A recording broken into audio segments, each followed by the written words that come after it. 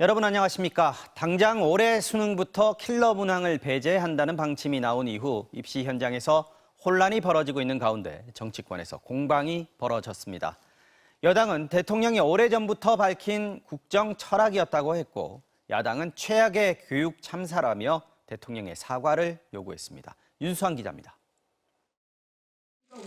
국민의힘은 교육에 대한 대통령의 진정성이 제대로 전달되지 않았다는 입장을 강조했습니다. 이미 올해 초에 킬러 문항을 삭제한다는 수능 기본계획이 발표됐는데 교육당국이 대통령의 문제의식을 전혀 인식하지 못한 데 원인이 있다고 했습니다. 이미 작년부터 대통령께서 이 국정과제로도 얘기했고 벌써 올해 초에 킬러 문항 삭제를 통한 그 삭제의 기본계획을 발표를 했음에도 불구하고 그것이 전혀 반영이 안 됐어요. 입시 현장에 혼란이 있다는 것도 부인했습니다. 일부 대형 입시학원이 수험생과 학부모들의 불안을 부추기며 몰아가고 있고 이를 언론이 받아쓰고 있는 상황이라고 했습니다. 가장 혼란스러운 사람이 누구겠습니까? 예. 이건 대형 입시학원 사교육업자들입니다. 이 사람들이 가장 지금 여기에서 당황하고 불안해하는 거죠. 그러면 왜 자기네들 영역이 없어지기 때문에 더불어민주당은 이번 사태를 만 5세 초등학생 입학 논란에 버금가는 최악의 교육 참사라고 규정하며 대통령의 사과를 촉구했습니다. 출제 기조를 바꾸고 싶다면 이 의견을 충분히 수렴한 뒤 내년부터 추진하라고 요구했습니다. 준비하지 않은 전환은 혼란을 가져옵니다. 꼭 추진하고 싶다면 수험생과 학부모님들의 충분한 의견을 수렴해서 내년에 추진할 수 있도록. 대통령의 한마디에 따라 대입 정책이 흔들려서는 안 된다는 지적도 잇따랐습니다. 대통령이 바뀌면 입시제도를 바꾸고 교육부 장관이 바뀌면 대입 정책을 바꿔온 과거의 잘못을 되풀이해서는 안 되기 때문입니다. 정의당도 교육평가원장은 사임당한 것이라며 대통령이 섣부른 진단으로 교육 현장에 이어 기관들마저 흔들고 있다고 비판했습니다. MBC 뉴스 윤수환입니다. 일본 후쿠시마 오염수 방류에 대한 걱정이 커지자 정부가 이번엔 해수욕장 바닷물도 방사능 검사를 실시하겠다고 밝혔습니다. 수산물 소비가 위축될까 걱정하고 있는 유통가는 방사능 검사를 강화하는 등 대책 마련에 안간힘을 쓰고 있습니다. 공윤성 기자입니다. 정부가 다음 달 1일 문을 여는 강원도 경포 해수욕장을 포함해 우리나라 대표 해수욕장 20개소에 대해 개장 전에 방사능 긴급조사를 실시하기로 했습니다. 오염수 방류가 시작된 뒤에는 매주 해수욕장의 방사능 검사 분석 결과를 공개하기로 했습니다. 또 국내 43개 위판장에서 진행되고 있는 수산물 방사능 검사를 경매 시작 전에 끝내기로 했습니다.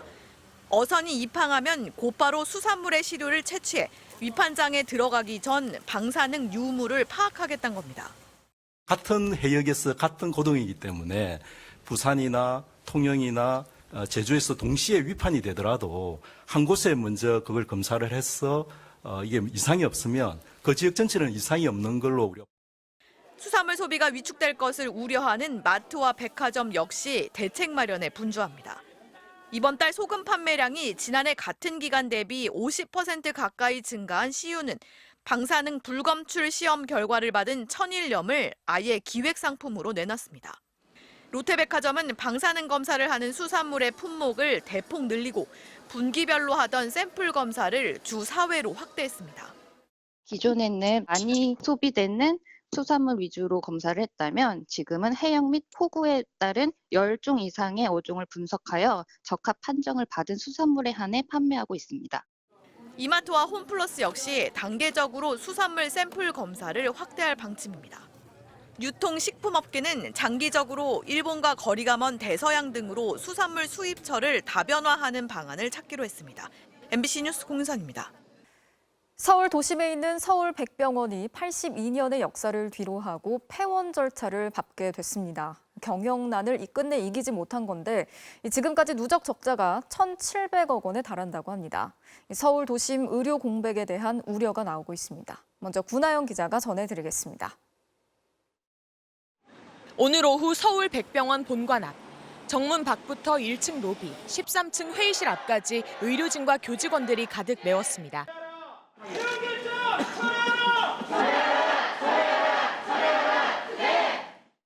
82년 역사를 지닌 서울 백병원의 운명을 가르는 이사회.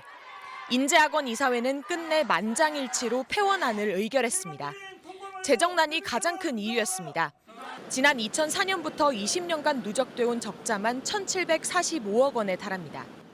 7년 전부터 경영 정상화 TF를 꾸려 인력 감축과 함께 300개가 넘던 병상을 122개까지 줄이고 낡은 시설도 개보수했지만 형편은 나아지지 않았습니다. 작년 한 해 병상 가동률은 절반에도 미치지 못하는 48%를 기록했습니다. 결국 병원 문을 닫을 수밖에 없다는 위기가 현실화하면서 안팎에선 우려와 반대의 목소리가 끊이지 않았습니다. 경제적으로 형편이 어려우신 분들이 거주하는 지역들이 있거든요. 쪽방촌도 있고 폐원하게 했을 경우는 중구 지역의 경제적으로 어려운 분들이 훨씬 더 많은 타격을. 경영 논리만을 내세운 폐원이 성급하다는 지적도 나왔습니다. 교직원들과 아무 소통이 없는 상태로 그 컨설팅 결과를 두고 거기서 안에서 폐원 결정안을 여러 가지 안을 두고 논의를 하면서 진행이 됐다면 이렇게까지 아쉽지 않을 텐데. 교수협의회와 보건의료노조 등으로 꾸려진 서울 백병원 폐원저지 공동대책위원회는 오늘 이사회 결정 이후에도 폐원 철회 운동을 계속할 방침입니다. 백병원은 일단 구체적인 폐원 일정과 건물 부지 운영 방안은 차차 결정하겠다고 밝혔습니다. 또 기존 의료 인력은 재단사나 다른 지역 병원들로 전출시키는 등 고용을 보장하는 한편 폐원 때까지 환자들이 겪을 불편을 최소화하겠다고 설명했습니다. MBC 뉴스 구나인입니다. 도로 위를 멀쩡히 달리던 택시가 갑자기 길 옆에 있는 신호등과 가로수를 잇따라 들이받았습니다. 사고 차량은 전기차였는데 택시기사는 급발진을 주장하고 있습니다. 송정훈 기자가 전해드리겠습니다. 1차로를 달리는 차량 옆으로 검은색 택시 한 대가 빠른 속도로 치고 나가더니 신호등과 가로수를 잇따라 들이받습니다. 자욱한 흙먼지와 부서진 차량의 잔해로 현장은 순식간에 아수라장이 됩니다. 지난 18일 오전 5시쯤 경기도 수원에서 택시 한 대가 도로 옆 화단과 외벽에 부딪히는 사고가 발생했습니다. 사고 충격으로 이곳에 있던 신호등이 파손됐고 차량이 훑고 지나간 화단에는 이렇게 가지만 앙상하게 남아 있습니다. 이 사고로 60대 택시기사가 팔과 갈비뼈, 골반 등의 골절상을 입고 병원에 입원해 치료를 받고 있습니다. 사고 당시 택시에 승객이 타지 않았고 인적이 드문 새벽이라 추가 피해는 없었지만 보행자라도 있었다면 아찔한 상황이었습니다. 40년이 넘는 운전 경력을 가진 택시기사는 급발진을 의심하고 있습니다. 급출발이 걸려가지고 내가 몸부림을 치면서 브레이크를 밟았는데 브레이크하고는 아무 상관없이 그냥 막 쏜살같이 나가는데 어떻게 할 방법이 없습니다요. 사고 직전 신호대기에서 출발할 때부터 이상함을 느꼈다는 택시기사는 브레이크가 말을 듣지 않았다고 주장합니다. 왼편 1차로 쪽 차량과의 사고를 피하려던 택시는 결국 오른편에 있던 신호등과 가로수 등을 들이받고서야 멈춰섰습니다. 경찰은 택시의 사고 기록 장치를 국립과학수사연구원에 보내 분석을 의뢰하고 결과를 토대로 사고 원인을 밝혀낼 계획입니다. MBC 뉴스 송정훈입니다.